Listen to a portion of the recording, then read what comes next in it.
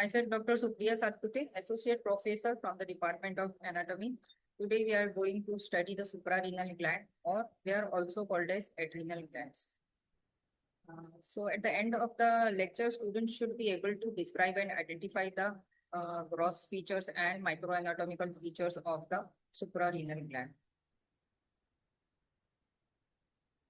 So adrenal glands, they are present. They are a pair of endocrine glands that are located at the upper pole of both the kidneys by the side of the vertebral column in the posterior abdominal wall, and they are placed behind the peritoneum. That is, they are also the retroperitoneal organs, and they consist of outer cortex and inner medulla. So basically, the adrenal gland, the cortex, it has three parts. Outer layer is called as zona glomerulosa, middle layer is called as zona fasciculata, and inner layer is called as zona reticularis. And inside that, we have the adrenal medulla. So all these structures, all these layers of the gland, they produce different hormones that act differently. So outer zona glomerulosa, it produces mineralocorticoids, which maintains water and electrolyte balance of the body. And middle zona fasciculata, it secretes glucocorticoids that regulates the protein and carbohydrate metabolism of the body. And inner zona reticularis, it secretes sex steroid hormones. And adrenal medulla produces adrenaline and noradrenaline. So both the adrenal glands, they lie in the epigastric region, the upper poles of the kidney, and they lie in front of the crus of the corresponding crus of the diaphragm at the level of the T12 vertebra. So as we can see in the diagram, so these are the suprarenal gland. So this is of the right side of the right suprarenal gland, and this is on the left side, that is present on the upper pole of the left kidney, and they are present on both the sides of the vertebral column, and they are present in the posterior abdominal wall and in front of the crus of the corresponding crus of the diaphragm. So right suprarenal gland is present in front of the right crus of the diaphragm. Left suprarenal gland is present in front of the left crus of the diaphragm.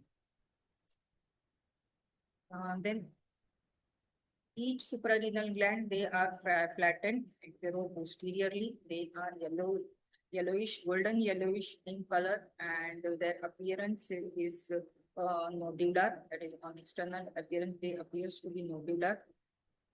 In the right suprarenal gland, as you can see in the diagram, it is triangular in shape, and left suprarenal gland is crescentic or semilunar in shape. Now coming to the measurements of the suprarenal glands. So length of the gland is 60 to 80 mm, and breadth is 30 mm, thickness is 5 mm, and weight is approximately 5 grams. Then medulla, it contributes about 1/10 of the total gland weight. And the fetal kidney, that at the time of the birth, this gland, it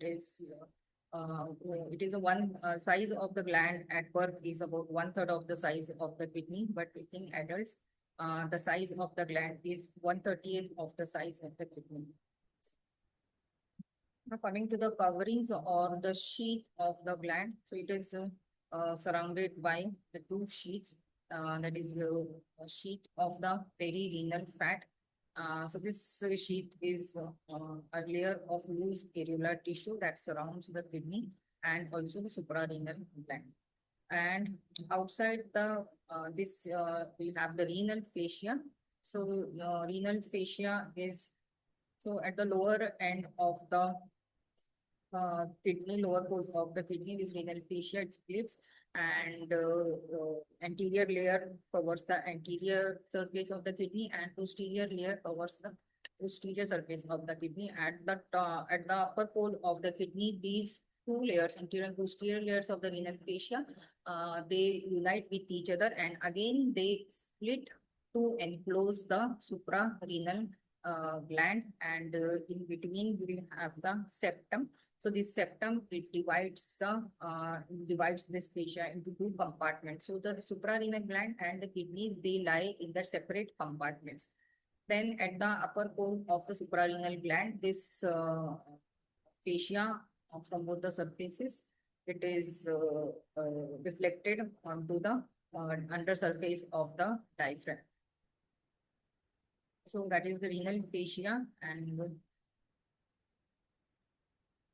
the external features and relations of the gland. Right suprarenal gland is triangular or pyramidal in shape. Now it will have, being triangular, it will have an apex, a base, then two surfaces. So this is apex, this is base, then two surfaces, anterior surface and posterior. You have posterior surface, then two borders, that is medial border and lateral border, and a hilum. Then base is directed downwards and overlaps the upper pole of the right kidney. So as we can see in the diagram, so base is directed downwards, and so this is the base, so that overlaps the upper pole of the, so this is the base that overlaps the upper pole of the right kidney. Now this is the apex. Apex is directed above and it is overlapped by the inferior vena cava. Okay, the apex is overlapped by the inferior vena cava. Now coming to the relations of the interior surface, the interior surface, it is divided into two areas, medial and lateral area, by a vertical ridge. And this medial area is non-peritoneal and is related to the inferior vena cava. So this blue color structure, it shows the relation of the inferior vena cava. Okay, so medial area of the interior surface and the apex, they are related to the inferior vena cava. And this lateral area, in the upper part, it is related to the bare area of the liver, and in the lower part, it is related to the second part of the duodenum. So lateral area in the upper part is related to the bare area of the liver, and in the lower part, it is related to the second part of the duodenum. Posterior surface is divided into upper and lower areas by a curved ridge, and upper convex area is related to diaphragm. So posterior surface divided into upper and lower areas by a curved ridge. Upper surface is convex, upper part is convex, and it is related to the diaphragm, and lower part is concave and it is related to the upper pole of the kidney.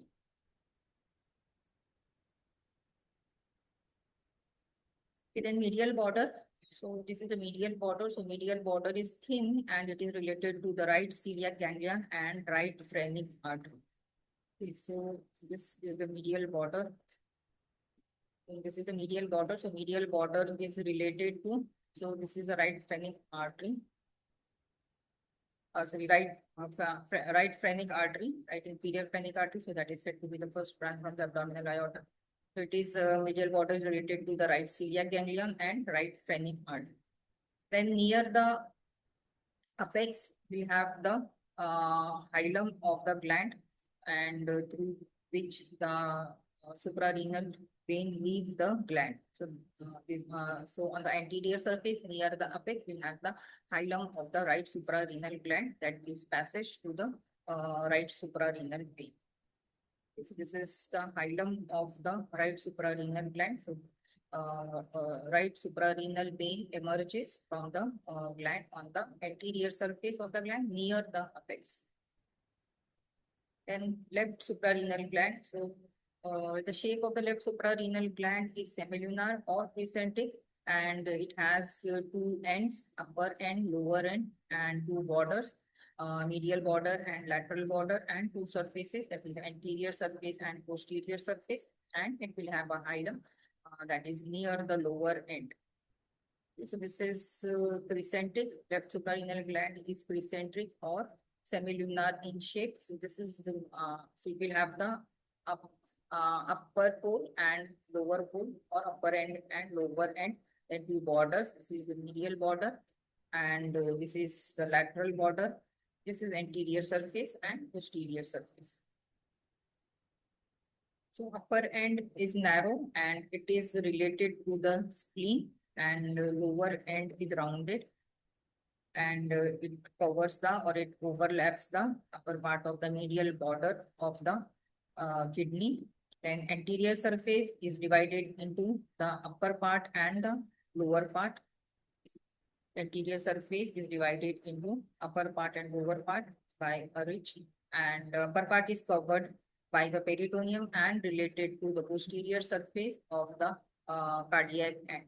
Okay, so this is the upper part, so that is related to the anterior surface is related to the structures that form the stomach bed. So upper part is related to the stomach, that is posterior surface of the cardiac end of the stomach, and lower part is related to the pancreas along with the splenic artery.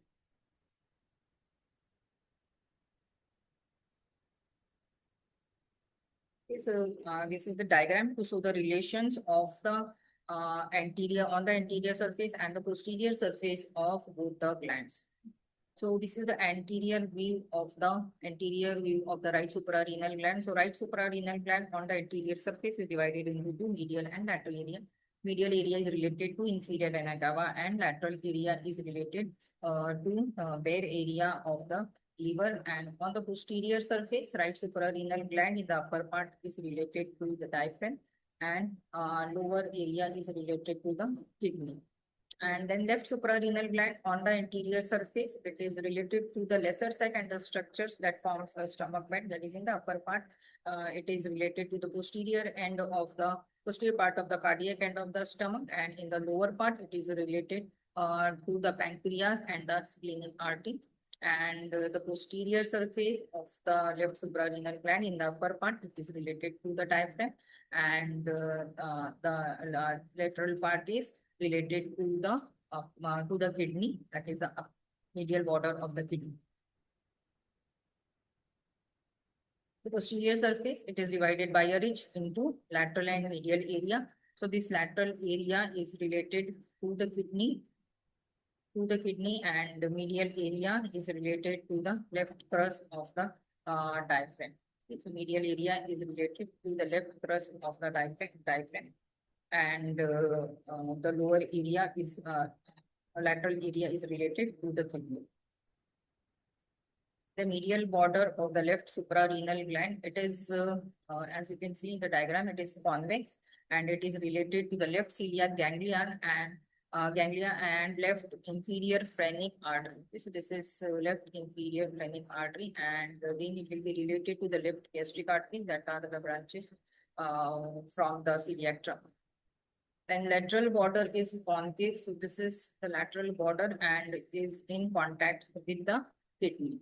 It is in contact with the medial border, upper part of the medial border, and the part of the upper pole of the kidney. Then hilum of the left suprarenal gland, it is present near the lower end of the gland. So this is the hilum of the left suprarenal gland near the lower end of the gland. So that gives passage to the left suprarenal vein. So this is the left suprarenal vein that will drain into the left renal vein. So this is the flow chart to show the features, external features, then arterial supply, venous supply, and nerve supply of the gland. So we see the arterial supply. So it is a very small gland, being endocrine gland. It has got a huge vascular supply. So it is supplied by three arteries, and the three arteries, they come from the different sources. So first one is the superior suprarenal artery. So this is the superior suprarenal artery. So that is a branch of the inferior phrenic artery. Inferior phrenic artery in turn is the direct or first branch of the abdominal aorta. Okay, so this is the superior suprarenal artery. So that is the branch from the inferior phrenic artery, and this inferior phrenic artery is the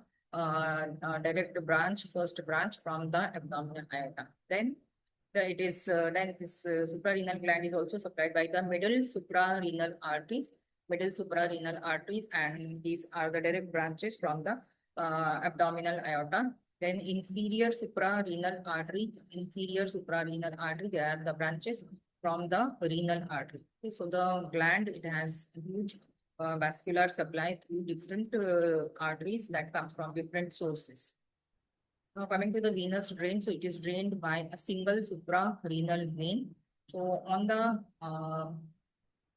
right side, the hilum of the gland is present on the anterior surface near the apex, and it is a few long, and it directly drains into inferior vena cava. So this is the right adrenal vein. So although we have blood supply through three arteries, but vein is there is single vein is present here. So the single vein on the right side, it directly drains into the inferior vena cava, and on the left side, it drains into the left renal vein.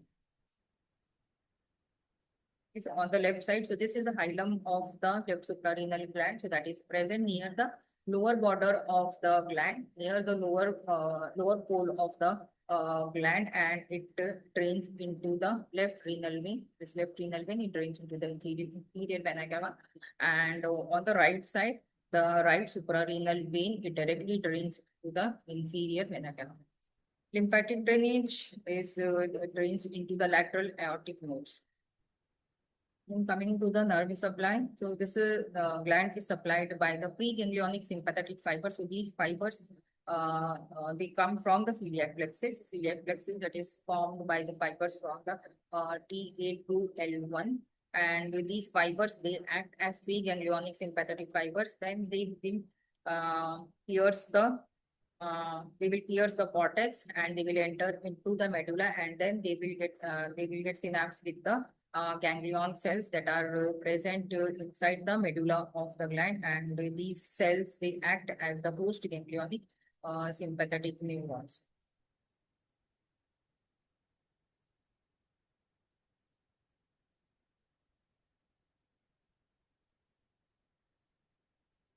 So medulla, it releases adrenaline and noradrenaline, and the secretions of the adrenal gland or adrenal cortex, they are under the control of the ACTH hormone of the pituitary gland.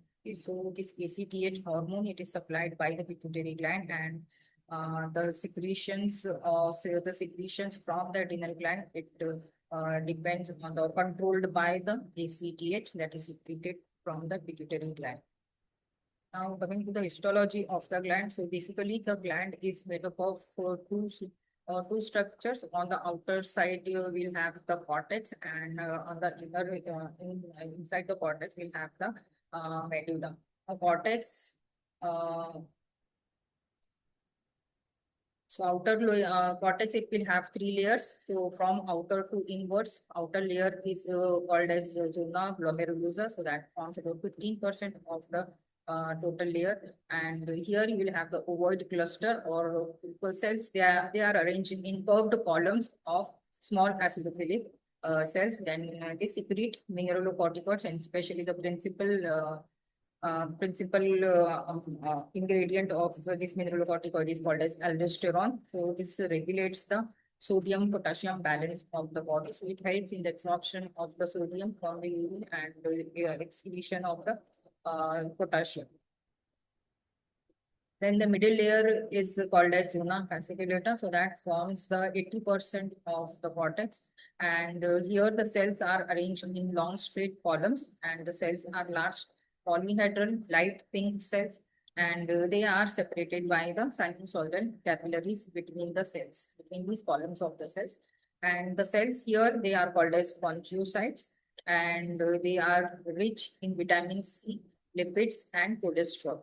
And this layer, the cells from this layer, middle fasciculata, it secretes glucocorticoids.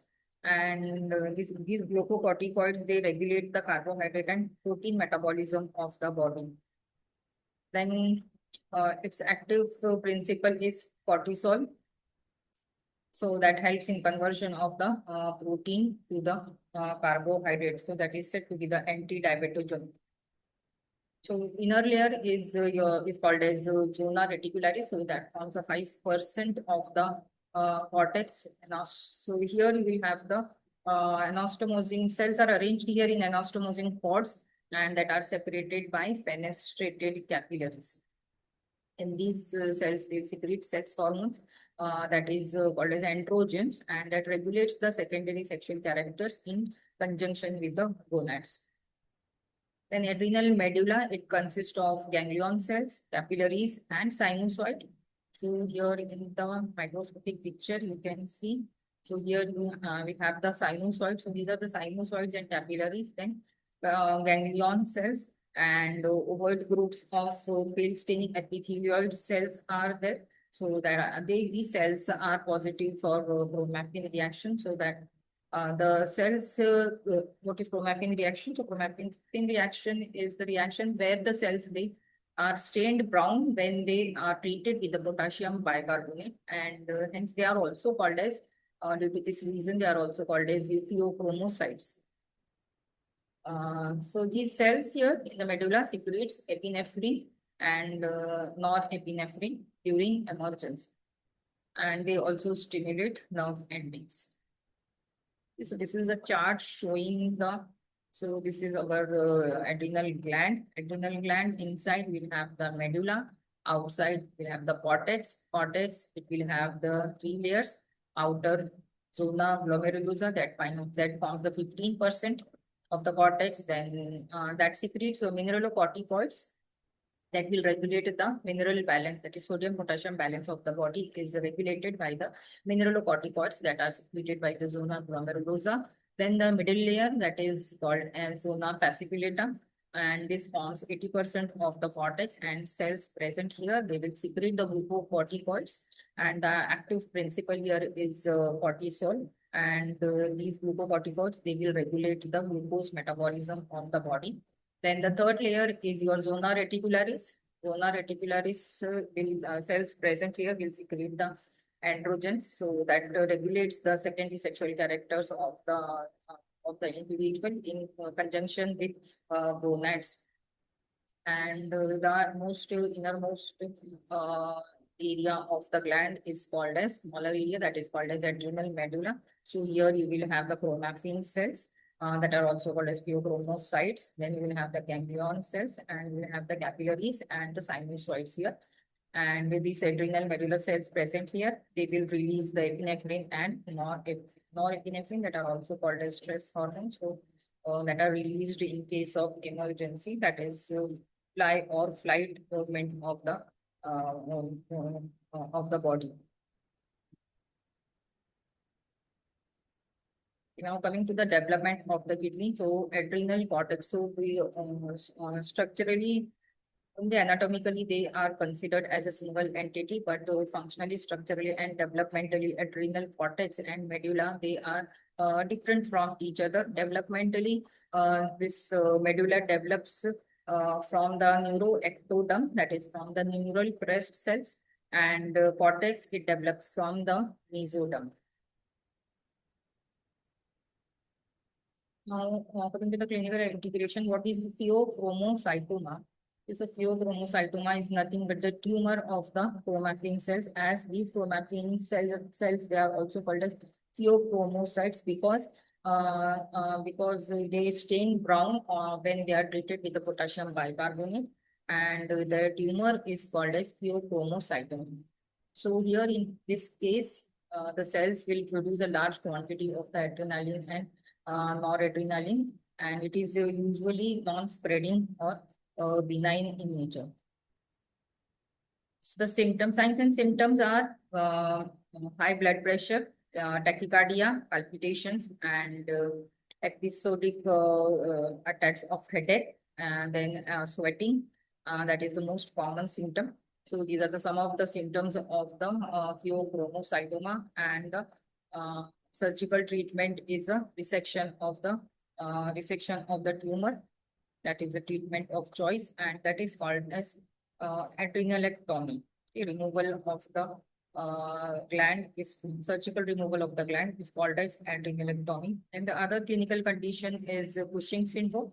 So here Glucocorticoids, they are secreted in excessive quantity, and they may occur because of the excess ACTH secretion from the pituitary gland, and or from the tumors of the adrenal cortex or ectopic ACTH secreting tumors. So all these conditions, they will lead to the excess secretion of the adrenal cortical hormone, that is glucocorticoids. So features of this Cushing syndrome, they are weight gain, then buffalo hump, that is deposition of fat on the back of the neck, moon face, that is deposition of fat on face, then excess sweating, and facial plethora, decreased libido, thin skin, menstrual irregularities, abdominal red, purple stria, osteoporosis, and so on. So these are some of the features or signs and symptoms of the Cushing syndrome. So that is due to the excessive production of the glucocorticoids. Now, Addison's disease. So in this scenario, we have the decreased or insufficient production of the adrenocortical hormone, that is deficiency of the mineralocorticoids.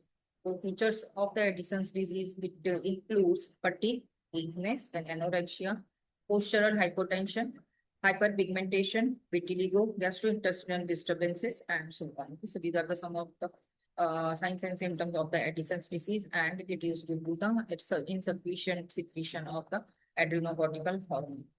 Then adrenalectomy, so surgical removal of the adrenalectomy.